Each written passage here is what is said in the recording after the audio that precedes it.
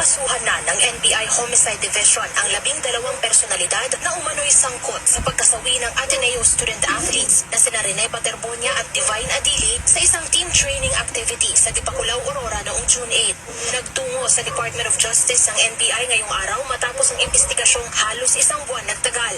Kabilang sa mga inirekomenda nilang kasuhan ng reckless imprudence resulting in 2 counts of homicide, sina dating Ateneo men's basketball head coach Tab Baldwin, strength and conditioning coaches CJ Ilumba at Grant Deers, assistant coaches John Jacinto, Dean Castaño, Sandro Romero, Buboy Domingo, at ang team physical therapist na si John Eric Kiambao. Hindi rin ligtas si Ateneo de Manila University Athletics Director M. Fernandez, ang mga may-ari ng Hermanos Leisure Farm and Surf Camp na sina Francisco Zubia, Frederick Zubia at ang co-manager nilang si Yeda Mary Molina. Ang apat ay inirekomenda namang kasuhan ng simple negligence resulting in 2 counts of homicide.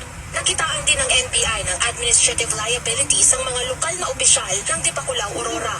Kabilang narito ang Business Permits and Licensing Officer, ang Municipal Tourism and Cultural Development Officer at ang Head ng Dipakulaw MDRRMO. Na-refer na ng NBI ang reklamo sa DILG para sa kanilang pagpapasya. Sa isang pahayag ngayong hapon, sinabi naman ng Ateneo Management na patuloy ang kanilang paggalang sa proseso at hindi muna magkukomento para mapanatili ang integridad nito.